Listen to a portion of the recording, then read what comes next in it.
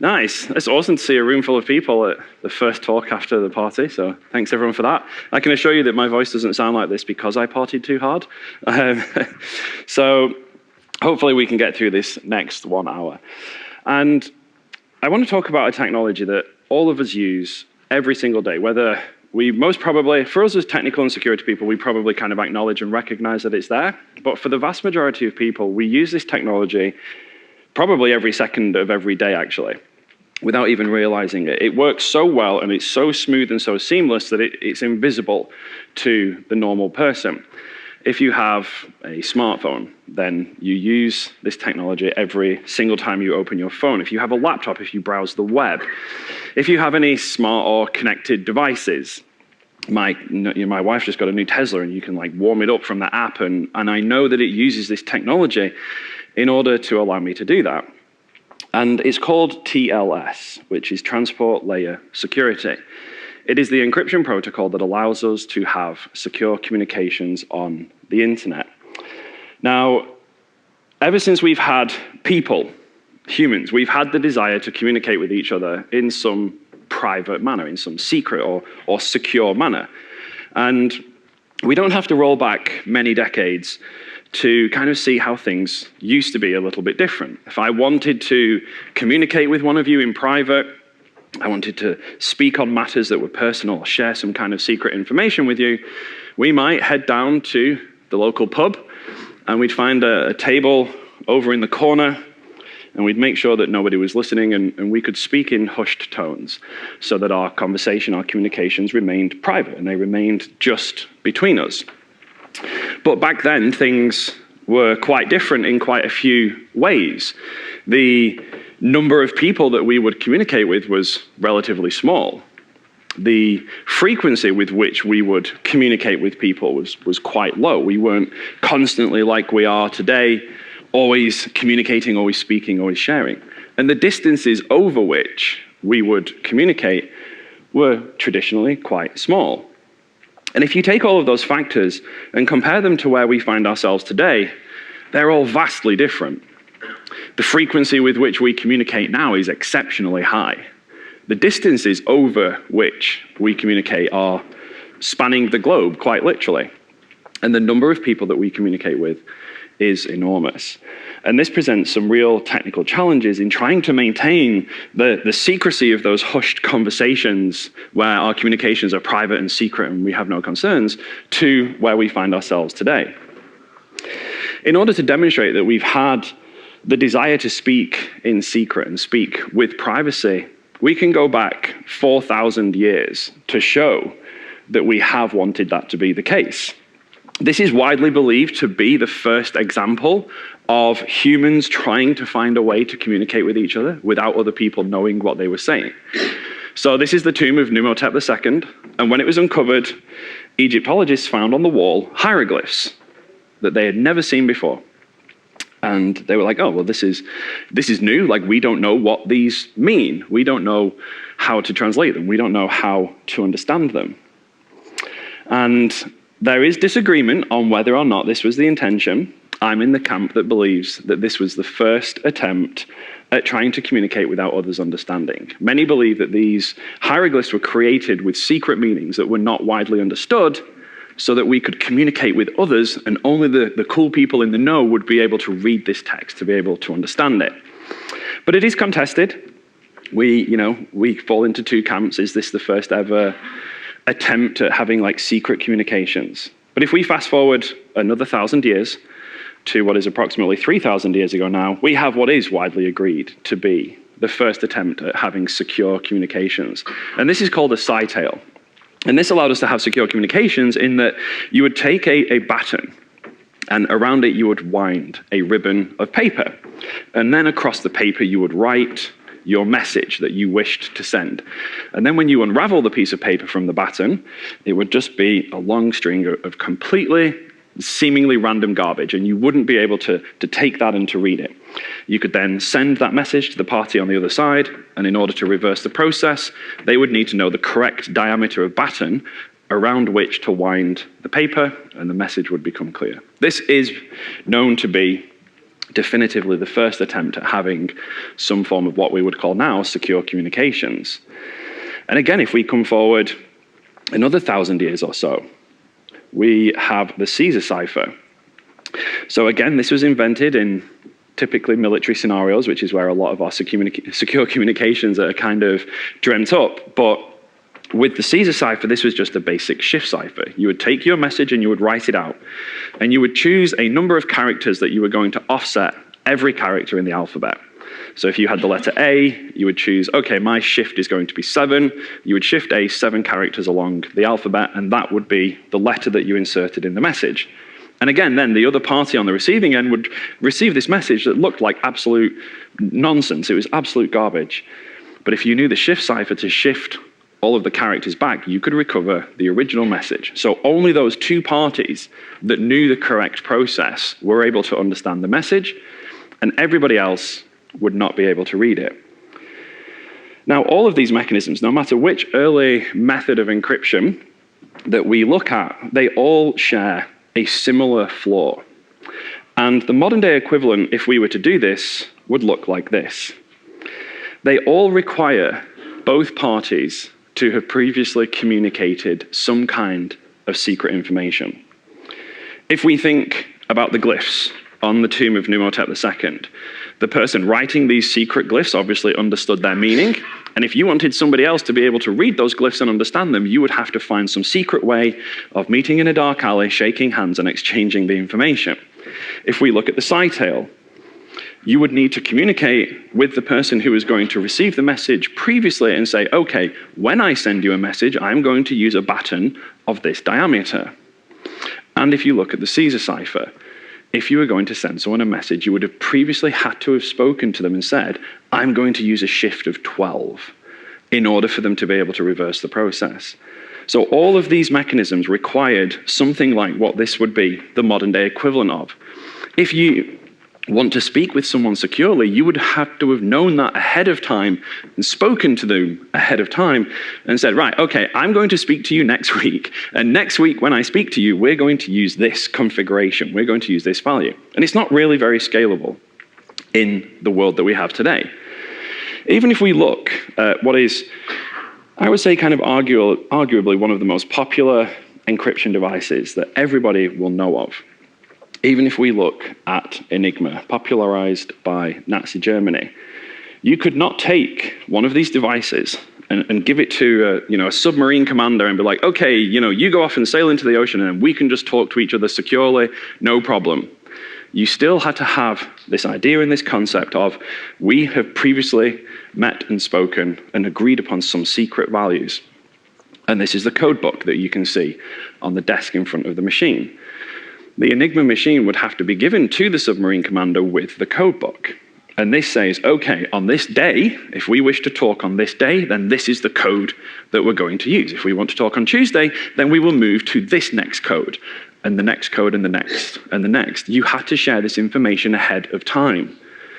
Now, these code books, obviously, if you were to come across this information, if you were to come across the information from any of the previous examples, once you know that secret information, the shift or the diameter of the baton, or if you were to come across the code book, it totally destroys the value of the encryption system. It then becomes useless.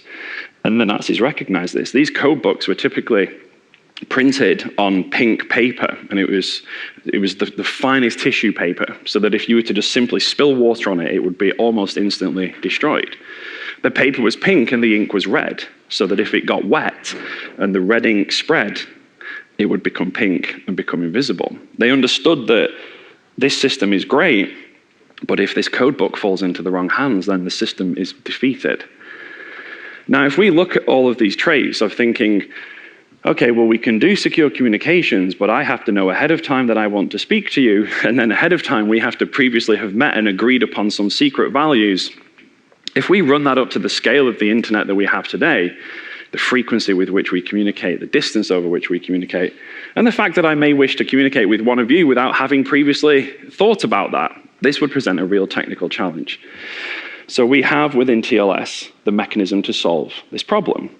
And this is what we're going to be taking a look at. Now, in my training course, I refer to this mechanism as magic, because to most people, That's kind of how it appears. Like, how can we, let's say one of us wish to start communicating now, and I want to talk to you out loud over this microphone in front of all of these people, and I want to share with you some secret value, but without all of the other people next to you hearing it.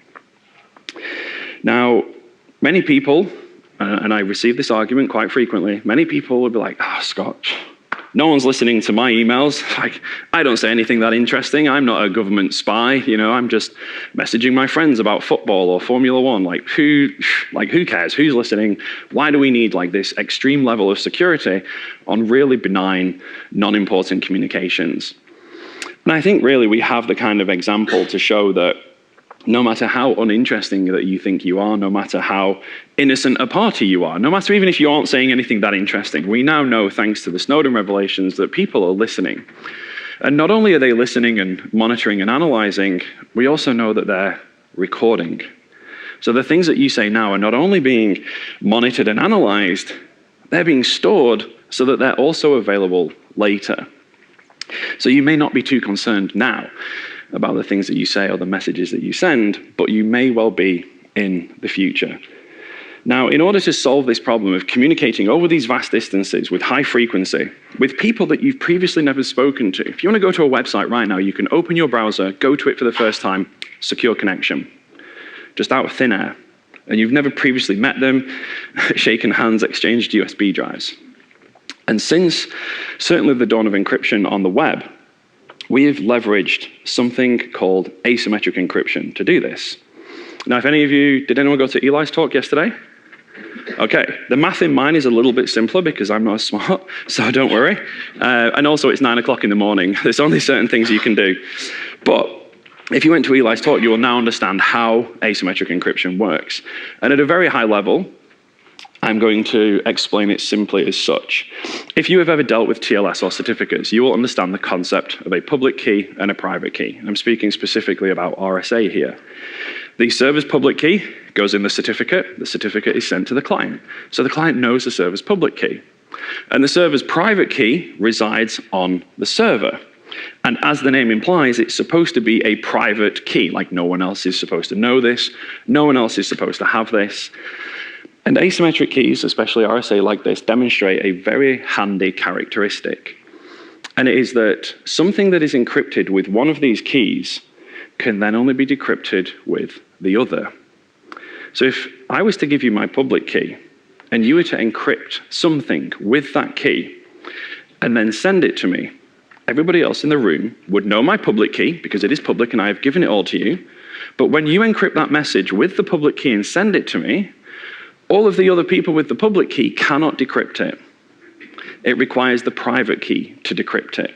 So now all of these people sat next to you, despite having the public key and despite watching you send that encrypted message, they cannot recover it. But me, on the server, I can recover it because I have the private key. Now, it may seem like this is a great opportunity to then use this for the communications, the email, maybe you're going to YouTube and streaming a video, whatever it might be. But we actually don't use asymmetric encryption for the significant bulk transfer of data over a connection because it is vastly expensive and wholly unsuitable. So what we do instead is we leverage this trick of asymmetric encryption to exchange a key, and we switch to something called symmetric encryption instead. Now, symmetric encryption is super efficient. You can take enormous quantities of data and in basically real time, encrypt and decrypt that stream of data over the connection. So this is how we have done this traditionally. From 1994, the first time ever, any of you will have seen HTTPS in the address bar of a web browser because that was the year it was invented. We use the certificate that comes down to the client to take the public key and exchange some kind of secret information that is then transmitted to the server to establish a symmetric key. And we used to call this the RSA key exchange. This was the mechanism that allowed us, having previously never met, previously never spoken to each other and shaken hands and exchanged a USB drive. This is how we were able to establish a secret encryption key in order to secure our communications. So this is how we did it. all the way from 1994, for the decades that followed, this was the mechanism that we used. This is how we established secure communications from nothing. But it had a bit of a fatal flaw. And it was something that we understood a long time before it actually became a problem. Now, one of the other things that we learned in the Snowden revelations was about that recording of data that I just explained to you. The NSA had PRISM, which was their just mass recording of internet traffic. They weren't just monitoring your communications, they weren't just analyzing them. They actually said, hey, look, you know what? There's so much communication that we can't actually analyze it all in real time. So what we're going to do is we'll just record a copy of everything you say, stick it in an archive, and then maybe we need to look at it later. So there was just too much communication for them to do real-time analysis on. Also, the problem that they had was, of course, even in the early 2000s and onwards, we had encryption available, but it wasn't widely deployed. The other issue that they had was some of those communications were also encrypted. And they're like, look, we can't break this encryption. There's not much we can do with it. Stick it on a hard drive. We can afford those. We'll look at it later if we need to. And unfortunately, the we'll look at it later if we need to actually came to pass. So when Snowden first leaked all of his documents and information, and he originally fled to Japan before heading to Russia, there was a discussion about trying to learn everything that they could about Snowden. And they're like, right, this guy's leaked all this information. We want to know everything about him. And they found out that he was using an encrypted email provider. Of course, he wants to have secure emails. He wants to have secure comms. And they found out that Snowden was using this encrypted email provider called LavaBit. Now, LavaBit, specializing in the purposes of secure comms, secure emails, of course, were doing the best that they could to make sure all of their traffic was properly encrypted.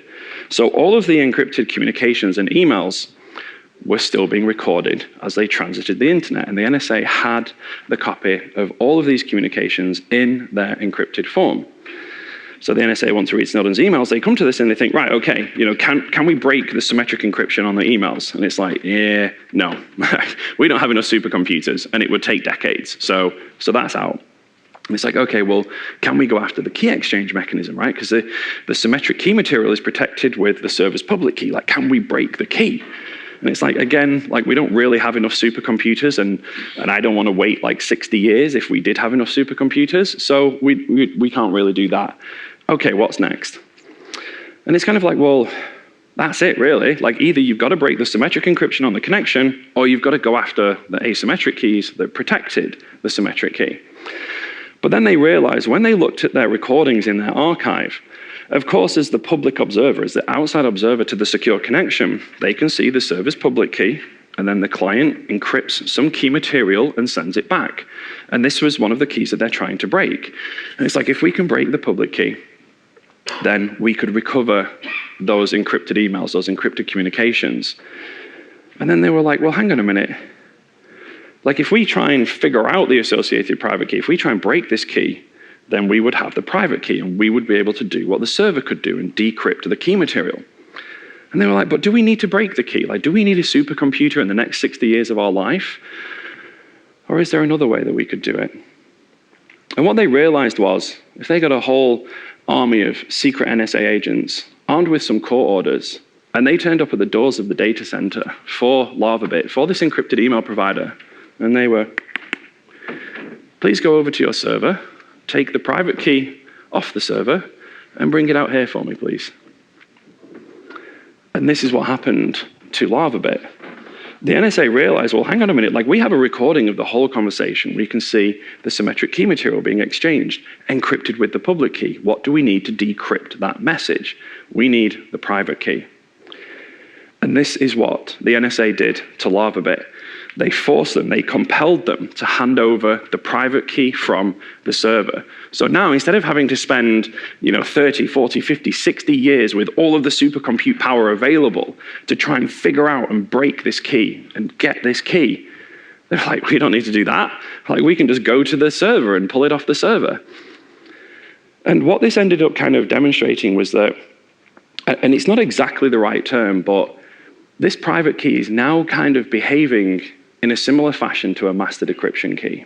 And it's not exactly an accurate phrase, but hopefully you can kind of see the point that I'm going for here, in that if your enemy, with a recording of all of your traffic, comes into possession of the private key from your server, they can now decrypt all of your traffic. And this is how they got Snowden's emails. They forced the organization to hand over the key, and then they can just decrypt everything. No supercomputers, no decades, just a laptop and 5 minutes of your time. This was, for me, this should have been the big thing that set the alarm bells ringing within industry, that the RSA key exchange has this fundamental flaw. You can only say my communications are secure as long as you could guarantee that you would never allow this key to be compromised. And many people looked at this and they're like, well, Scott, the NSA are not going to come turn up at my office and force me to hand over any private keys. Like, this is not a realistic threat. But it doesn't have to work like that. You know, maybe you back it up in a location that's not secure. Maybe you throw a server hard drive in the bin and accidentally leave the key on it. But 12 months later, we had another major incident for the security of internet comms. Does anyone know what happened in 2014? Heartbleed. And this was the one that got everybody's attention, because Heartbleed was a bug in the OpenSSL crypto library, which powered the vast majority of servers using TLS on the internet. And this very trivial, simple bug in this crypto library allowed complete strangers to rock up at your server, and essentially, with a couple of small tricks, they could download a copy of your private key. And now, what this meant, because the scale of the Heartbleed bug was quite literally the vast majority of servers on the internet, it now meant that, let's say, I don't know, if you were a government spy agency and you had a recording of all of the traffic that had ever passed over the internet, you might now be able to go and recover at scale the private keys of almost every server out there. And as we've just shown, with the private key, you can recover the traffic. You can decrypt the traffic with minimal, trivial effort. And this was the thing that really started to change. This is what started to cause us to shift away from the RSA key exchange, because the RSA key exchange has this fatal flaw. If the private key is compromised, the traffic is compromised. And as it turns out, we can't trust ourselves with that responsibility. Now, the interesting thing here is that we already knew this. We already knew that this was possible, and we already actually had the solution to this problem. Remember that Snowden happened in 2013 and Heartbleed happened in 2014. But the solution to this problem was actually standardized and available in 2008. Now, the actual technology behind it was created by these two chaps. This is Whitfield Diffie and Martin Helme. And they actually wrote the original paper. I think, was it 77, Eli, from memory? 76, 77? 76. A really long time ago was the mathematics behind this. But the actual implementation on the internet in TLS came in 2008. So many, many, many years before Snowden and before Heartbleed, we had this technology available. And they created the Diffie-Hellman key exchange, the mechanism that powers the Diffie-Hellman key exchange. Now, we're going to go through it, because this, for me, is the thing in TLS that I refer to as magic. This is the mechanism now that allows us to exchange secret information without depending on the asymmetric key pair of the server. So we can now take the public-private key and throw them to one side. We are now about to exchange some information in secret over a public communication channel that air in this room, and nobody else is going to understand what we do. This is the magic of Diffie-Hellman.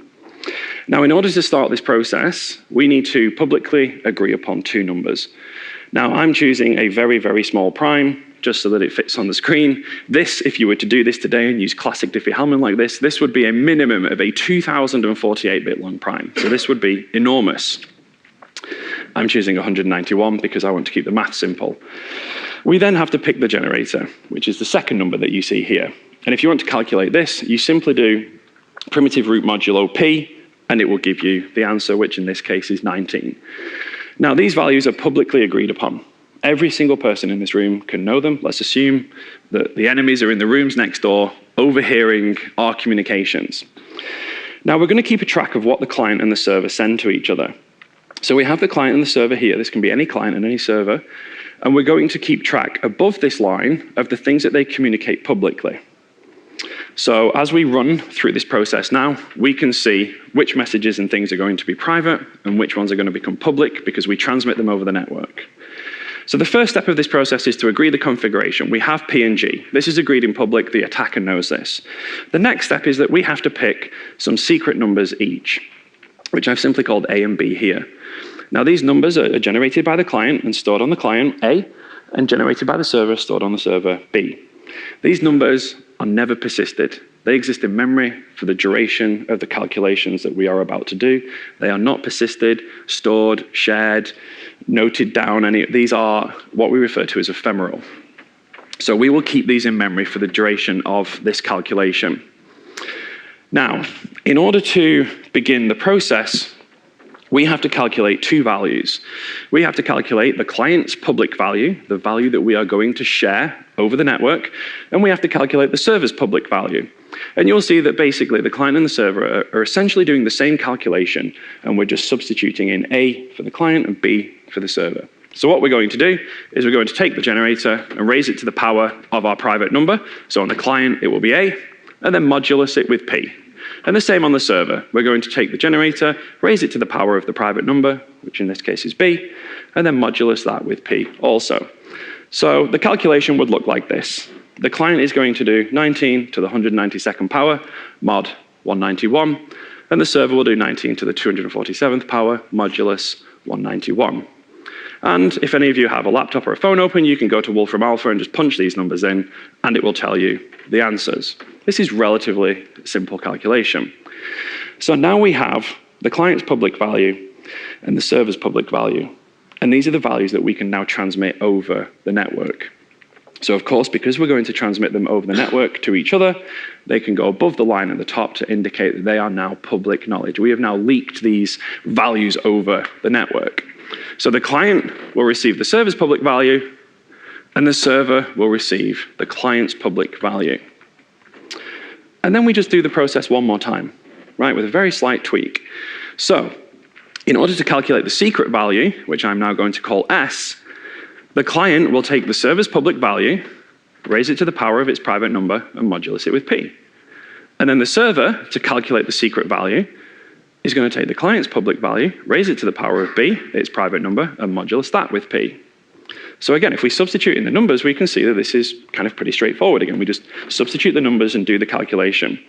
So we can see, now we have the server's public value here on the client side, raise it to the 192nd power, mod 191, and likewise on the server side, we're going to take the client public, raise it to the 247th power, mod 191. And this is when things get interesting.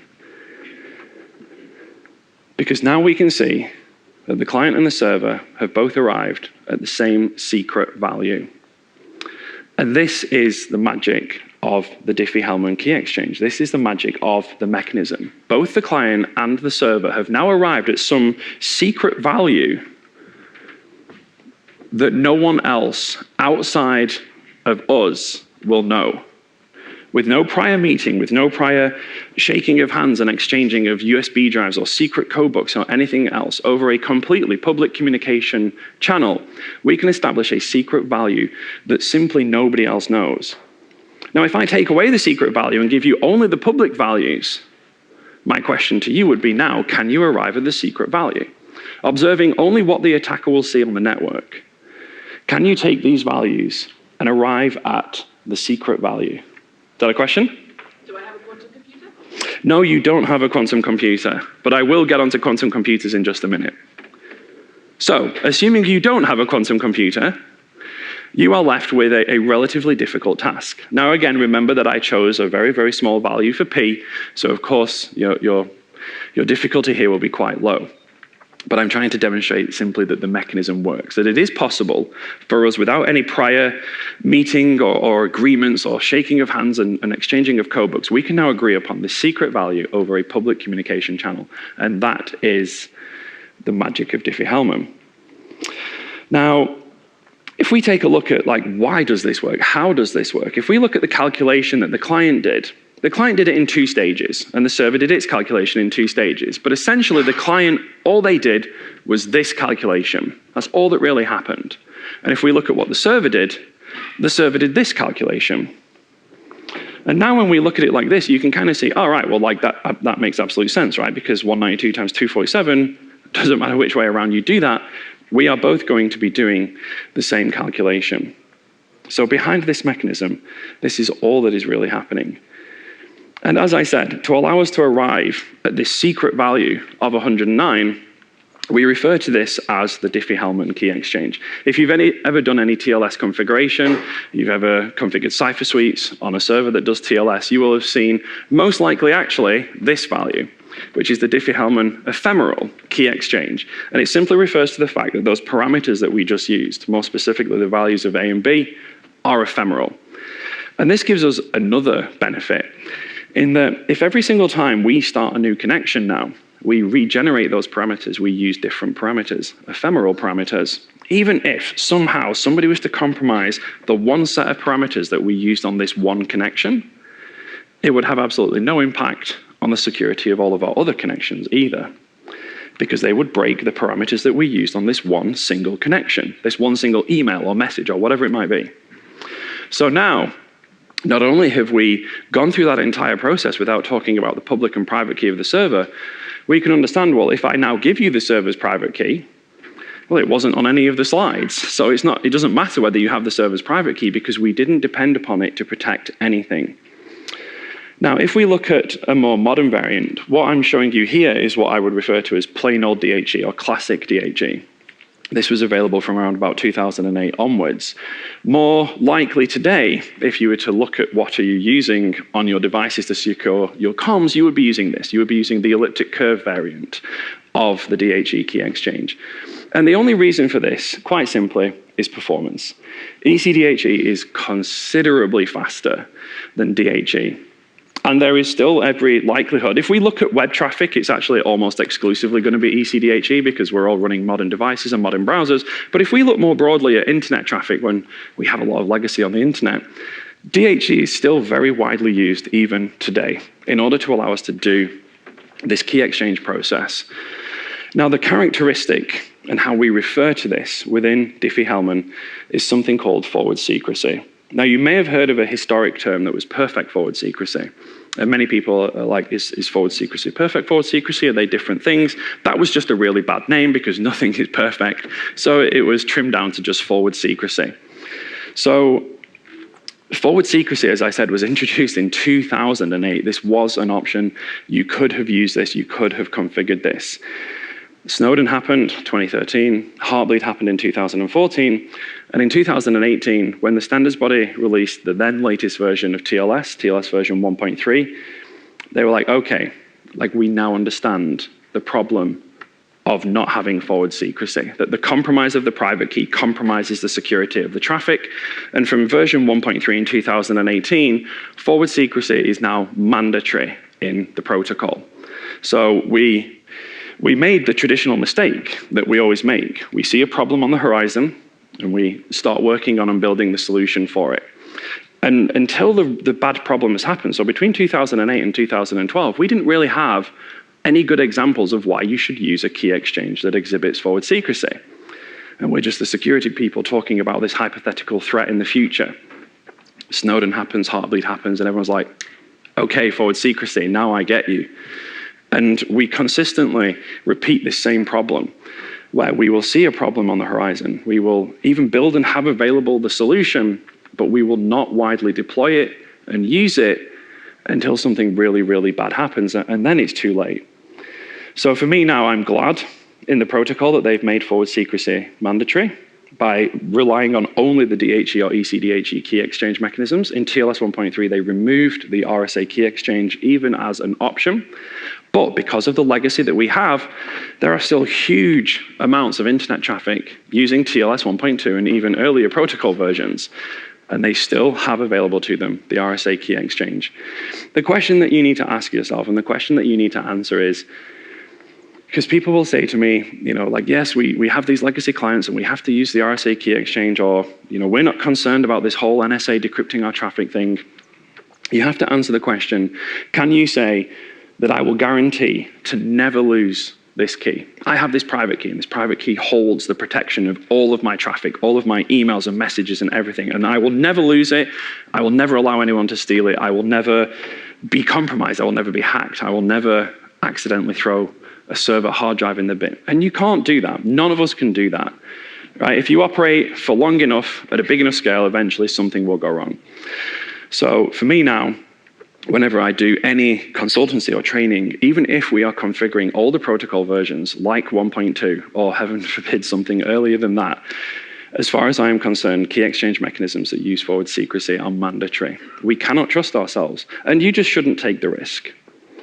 Now, the big issue that we have today, and I see, to kind of come on to the point of quantum computers here, is I see ourselves in a very similar situation now in terms of where we stand with TLS, with encryption, and the security of internet traffic, in that we know, thanks to the Snowden revelations, that the NSA have things like PRISM, that obviously they have the capability to store vast quantities of data, to simply record all of the traffic, record now, and then keep it until some later time when they can decrypt it, decrypt later. And this is a huge threat, because when we look at all of our communications now, we say, yes, they're secured, the encryption is fantastic, it's almost unbreakable. We're saying that now. We're saying that today. But if somebody records our communications, there's nothing stopping them from recording them and storing them and coming back to this problem 5 years from now, maybe 10 years from now, maybe 30 years from now, and thinking then, is this still a difficult task? Is this still unbreakable? Is this still strong encryption? Is it still robust?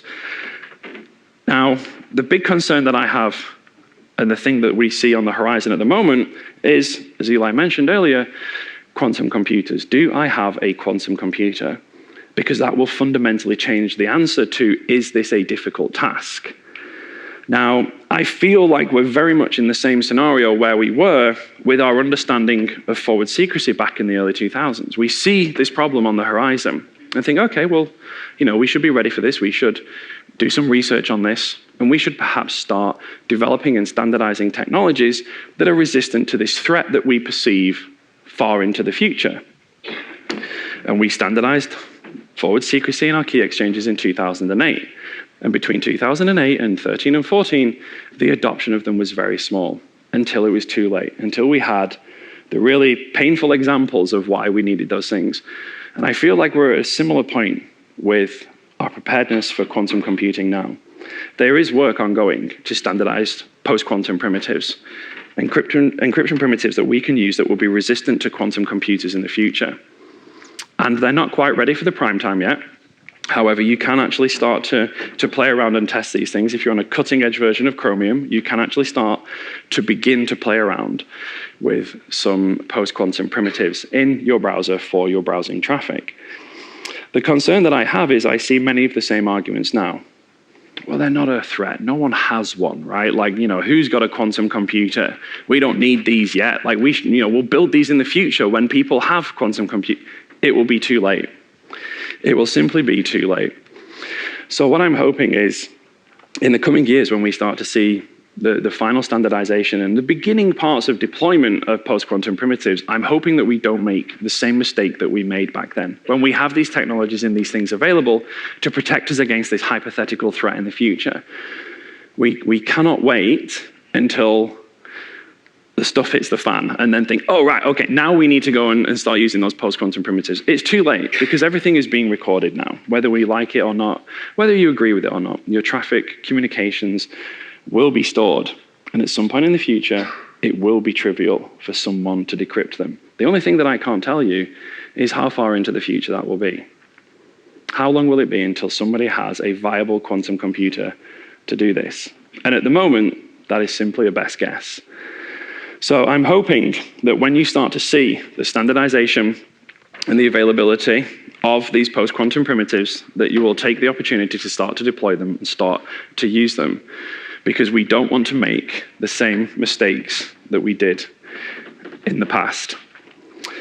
Now, I'm going to wrap it up there, because I figured that this might be a great opportunity to open this up to questions. I figured there may be a few, so I've allowed some good time to take questions from the audience. So I hope there are some questions and it wasn't too early in the morning. Yeah, go ahead. If we have Diffie-Hellman for securing the connection, why do we need things like self-signed certificates anymore? Good question. So to summarize, like if we have Diffie-Hellman to secure the communication over the connection, essentially kind of like why do we have certificates? Why do we have... So the certificate provides a different purpose within the security of TLS. So the Diffie-Hellman key exchange or any key exchange mechanism allows us to establish the symmetric key to encrypt the data. And that provides us the confidentiality on our communication. The communication, the email, the message is encrypted, other people can't see it. The certificate provides something very important just before we get to that point, and it is the identity of the server that we're speaking to. Because in order to have a secret conversation, you first need to know, who am I talking to? Because if I think I'm talking to, Alice and I'm actually talking to Bob, then this isn't a secret conversation anymore because I'm supposed to be telling my secrets to Alice and I'm telling them to the wrong person. So we use many different primitives like this to provide different benefits, the certificate and the key there. Because we do still have the asymmetric keys, the public and the private key in TLS when we have a key exchange that is capable of forward secrecy. But now we're only using them for the purposes of authentication. Whereas previously, we were kind of using that key for two purposes. Number one, the purposes of authentication, but number two, to protect the symmetric key material. And ultimately, like if we really pull it apart and go deeper, that was the problem. We were using that key for multiple different purposes, and we should have only been using it for its singular intended purpose, which was authentication. Questions? Is there another hand somewhere? Oh, sorry, yeah, right there at the back. Go ahead. Was there ever a suggestion to sort of use the certificate you get from the certificate authority to sign a periodic certificate, like a daily certificate that you use the communication to then throw away? Derived ephemeral certificate. Yeah, so to repeat the question there, like has there ever been a proposal to use, so you're talking about the server's authentication certificate to then sign and issue much shorter lived certificates for the purpose of authentication in TLS? So you could do that. However, it typically wouldn't provide any benefit because the one thing that we're always concerned about with certificates, and when we look at the lifetime of certificates specifically, is the compromise of the server's key material. So if you were to use the server authentication certificate to issue shorter lived certificates for the purposes of the TLS connections, the most likely scenario is still that the key material for the certificate doing the issuing would be compromised, which would still compromise everything on the server. So what we're doing within the industry, and people may have noticed this if you purchase or acquire HTTPS certificates, TLS certificates, is that their maximum lifespan has been drastically reduced over the last decade.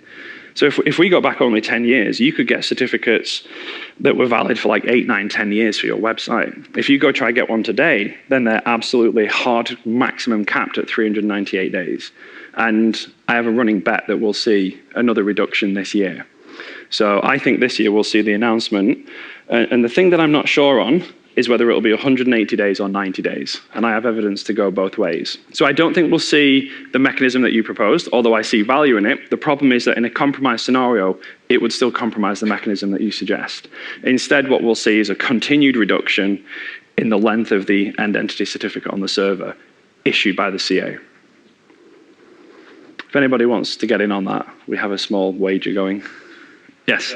Just an FYI, people want to try out post-quantum ciphers. They are apparently supported by Culture.